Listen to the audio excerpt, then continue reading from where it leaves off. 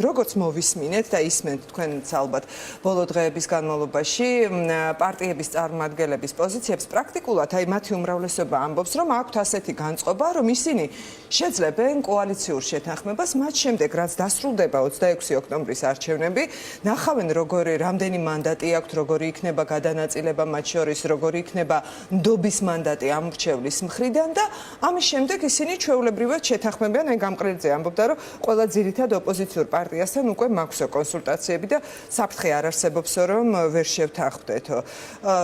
განსხვავებულად ფიქრობს პრეზიდენტი? გამარჯობა, მოგესალმებით, მესალმები მაყურებელს, მადლობა მოწვევისთვის. განსხვავებულად წერია ქარტიაში. და ჩემი პატივისცემის მიუხედავად დათოს მიმართ, რომელთანაც ბევრი წლის თანამებრძოლობა მაკავშირებს ბევრი წლის წინანდელ ბრძოლაში ქარტიაში ესეთი რამ არ წერია და მე მინდა ყველა ხელმომწერს კიდევ ერთხელ ვთხოვო რომ ჩვენ ხელმოწერას და შეთანხმებას უნდა პატივცეთ. მოკლედ ვიტყვი, აი რაზეც აპელირებენ თავად პოლიტიკური პარტიები და სულ ამ ციტატას კითხულობენ რომ მანდატების მიღების შემდეგ აი ასეთი ჩანაწერი არის. მანდატების მიღების შემდეგ წერია სხვა ნაწილში ეს ეხება პარლამენტის მიერ მისაღებ გადაწყვეტილებებს და ქარტია მე ძალიან კარგად ვიცი, იმიტომ რომ მუშაობდი ქარტიის ტექსტზე. ნაწილი ამობეჭდილი მაქვს და კარგად მახსოვს ყველა ეს არის სხვანაირი მთავრობა, ეს სრულიად ახალ მოდელს გულისხმობს, რომელშიც მთავრობა არ იქნება დაკომპლექტებული პოლიტიკური პარტიებისგან, არამედ საზოგადოებაში პროფესიონალიზმით გამორჩეული ადამიანებით და ზურაბიშვილის თქმით ამ საკითხზე კონსულტაციები უნდა გაიმართოს პრეზიდენტთან. უბრალოდ აქ ვადა არ არის, ხომ დაკონკრეტებული ვადა არ არის, მთავარი მინდოდა და პირდაპირ გადავერთე ახლა დისკუსიაში სვეტიცხოვლობას გილოცავთ ყველას და ხეთობას უდიდეს დღესასწაულია.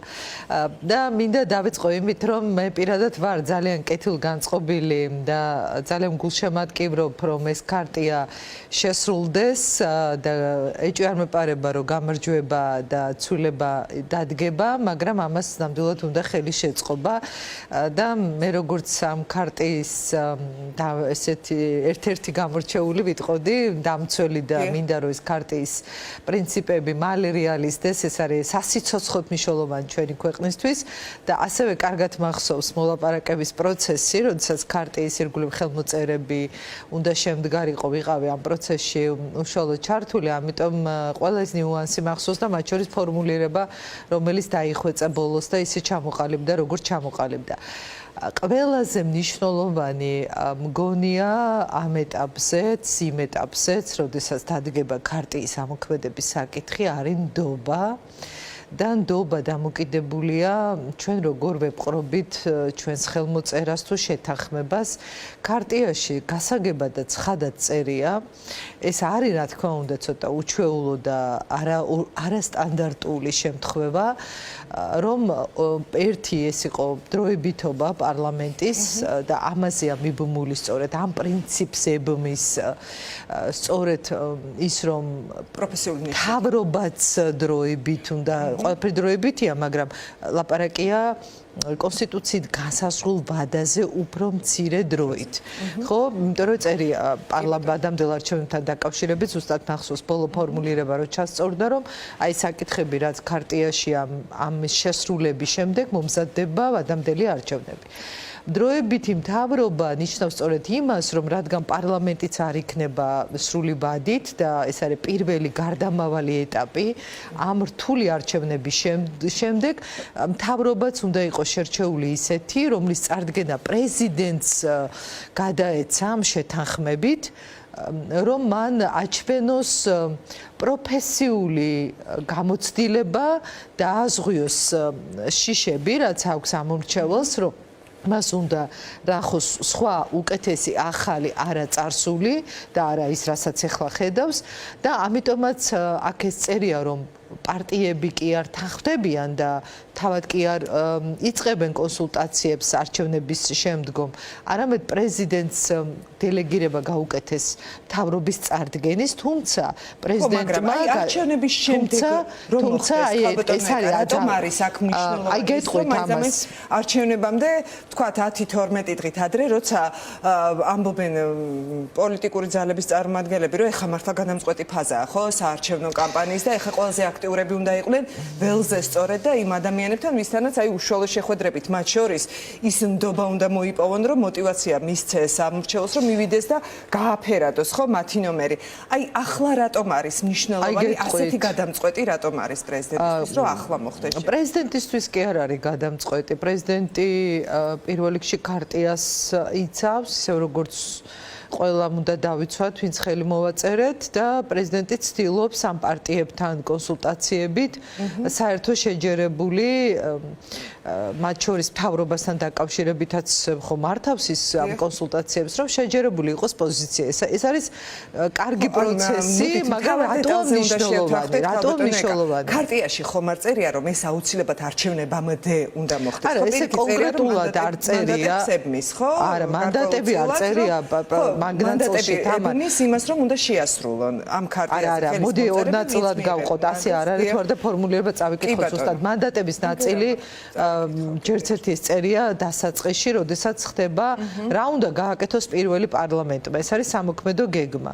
და სამოქმედო გეგმით იწყება ქარტია, რუსული კანონი და სხვა კანონების გაუქმება, ამნისტიის კანონის მიღება და შემდგომ მოდის მართლმსაჯულების და სხვა მნიშვნელოვანი რეფორმები. ეს ბოლო აბზაცია, რომელიც ეხება მთავრობის წარდგენას და მოლაპარაკებების დროს, ჩვენ როცა მქონდა პარტიებთან ამ ქარტიასთან დაკავშირებით შეხვედრები, კი იყო ეს უხილები ნამდვილად ამაში ვეთანხმები ყველა იმ პარტიას, ვინც ამბობს, რომ წინასწარაც იყო გამოხატული ეს უხილები, რომ იქნებ სჯობდეს, რომ ეს მოხდეს არჩევნების შემდგომ, ან მათ შორის ვადამდელ პარლამენტთან დაკავშირებითაც და შემდეგ, მაგრამ საბოლოოდ ხელი მოეწერა პრინციპს, რომ პრეზიდენტი ამ ფორმულირებით და ამ ფორმულირებით ზუსტად ესე იკითხება, თუ იტყოდა, რომ არჩევნების წინ, როგორც მან ეს ბრიფინგზე თქვა, მნიშვნელოვანია მომრჩეველმა იცოდეს, როგორი მთავრობა ეყოლება პარლამენტის არჩევის შემდგომ ხალხს და სხვა შორის ხალხი არირჩევს მინისტრებს, აქ-ერთი კორექტირება მინდა გავაკეთო, რომ ხალხი ირჩევს პარლამენტს, პარლამენტის წევრებს და პარლამენტის შემდგომ ამტკიცებს მთავრობას. მაგრამ წინასწარ ინფორმირებით პრეზიდენტს სურს ორი რამის დაზღვევა. ეს არის ძალიან მნიშვნელოვანი თამაში. ერთი ის, რომ პოლიტიკური კრიზისი არ შეიქმნას იმ ორ კვირაში, რომელიც არის კონსტიტუციით განსაზღვრული ვადა და პარტიები ამ ორ კვირაში რო ვერ შეთანხმდნენ მთავრობის შემადგენლობაზე, პრეზიდენტს მოუწევს ვადამდელი არჩევნების დანიშვნა მაშინვე და აქ ალტერნატივა ან სხვა არჩევანი პრეზიდენტს არ ექნება და რა თქმა უნდა ეს არ არის სცენარი, რომელთაც უნდა წარიმართოს პროცესი, ამ რისკს ազღვევს ეს ერთი და მეორე. ქართული ოცნება ხომ მუდმივად თესავს ამ შიშს ამომრჩეველში, რომ პრეზიდენტი ეხმარება ნაციონალურ მოძრაობას დაბრუნდეს ხელისუფლებაში. პრეზიდენტი ხელს უწყობს ამ პროცესს და შემდეგ, რომ დაბრუნდება ეს ბანერებიც მათ შორის, ხო, რაღაც ამ ბანერებს, რომელსაც ავრცელებენ და აკრავენ ყველგან და ამ შემდეგ ქმნიან საფრთხეს განსაკუთრებით იმ ამომრჩეველში, ვინც ქართული ოცნების ამომრჩეველი იყო და დაკარგა ქართულმა ოცნებამ, მაგრამ ჯერ კიდევ არ ვიცი ფიქრობს თუ ყოველ შემთხვევაში ფიქრობდა თქვენი კვლევებით ჩანს ეს, რომ რაც თქვენს ტელევიზიაში გამოქვეყნდა და მე მაქვს ანდობა ამ კვლევების მიმართ, რომ ბევრია პროცენტულად, ვინც ჯერ კიდევ ფიქრობს, რომ ვის მისცეს ხმა და აქვს განცდა, რომ არ უნდა იმ წარსულში დაბრუნება. ამის დაზღვევაც არის ამ მთავრობის წინასწარ გამოცხადება, თუნდაც რამდენიმე საკმანძო მომენტი, რომ არავინ არ იქნება ისეთი, ვინც იყო წინა ხელისუფლებაში, ვისაც პარტიები წარადგენენ. ეს იმ ამომრჩეველს გაუჩენს ნდობას, რომელიც პროცენტულად ჩანს, რომ საკმაოდ ბევრია და გარკვეული გავლენის ქვეშ ამ ცრუ პროპაგანდის მოექცა. ამ ორი რამის დაზღვევით, რაც ორივე არის წონადი არგუმენტი, მნიშვნელოვანი არგუმენტი, პრეზიდენტს ეს სურს, თორემ განაის რომ ეხა გვარები აქვს ჩამოწერილი ფურცელზე და ესე კი ალაპარაკობს, ესე უნდა დავასახელო არა, პარტიებსაც კითხა, თქვენც ხომ არ ყავთ კანდიდატები დაასახელოთ, მხოლოდ კრიტერიუმები უნდა იყოს, რომ აი ამ საფრთხეებისგან დაზღვეული იყოს.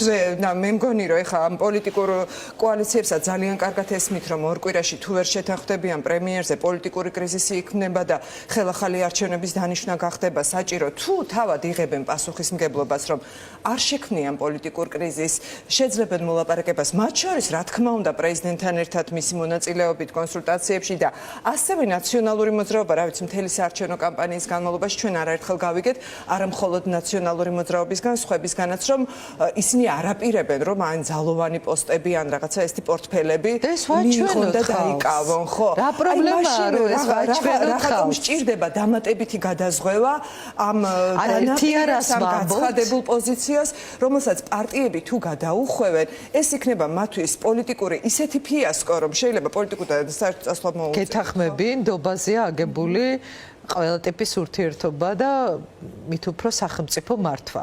მაგრამ ეხლავე თუ ხედავთ, რომ ქარტიაზე ხელმომწერებიც კი ეჭქვეშ აყენებენ ამ ჩანაწერს, ეხლაც ხო ხედავთ ამას, მათ შორის ახლა გუშინ კიდევ ერთხელ ამაზე დავითი საუბრობდა, ეს ამ ქარტიაში არ წერია მსგავსი რამ, რომ ჯერ პარტიები მოილაპარაკებენ და შემდეგ პრეზიდენტი თუ ვერ შეთანხმდნენ პარტიები როგორი უნდა იყოს თავად ეს არ წერია.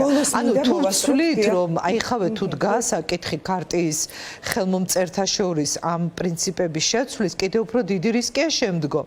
ამ რისკების დაზღვევას ემსახურება, მე პირადად ძალიან გამიხარდება ნებისმიერ დონეზე თუ ეს კონსენსუსი შედგება ხელმომწერებს შორის ეხლავე ეს იქნება ეხლა გამოცხადება თუ შემდეგ გამოცხადება მთავარი ეს კონსენსუსის გზით მოხდეს და ეს არის მათ შორის პრეზიდენტის მცდელობაც რომ თლიან პროცესი დაასრულოს. კი ბატონო და ბოლოს მაინტერესებს კაპიტონიკა გააგრძელდება ისევ შეხვედრები მოლაპარაკებები აი წინა საარჩევნოდ ამ თემაზე თუ ცოტა დროა ამ დროში პრეზიდენტი ვიცი რომ ყოველდღიურად მართავს სხვადასხვა ფორმატში ამ შეხვედრებს და მე ვფიქრობ რომ რაც შეიძლება სწრაფად ეხა უნდა მოხდეს ეს კონსენსუსი და ძალიან მნიშვნელოვანია რომ თანხმობის გზით ვიაროთ, იმიტომ რომ არაფერი საფრთხე იმაში არ უნდა იყოს რომ წინასწარ უთხრა ხალხს რას გეგმავ ორ-სამ კვირაში ვერ ხდება შეთანხმება როდის გვეცოდინება და გადადებულია ბევრი დრო აღარ არის დარჩენილი როგორც პრეზიდენტმა ბოლოს ბრიფინგზე თქვა ის აპირებს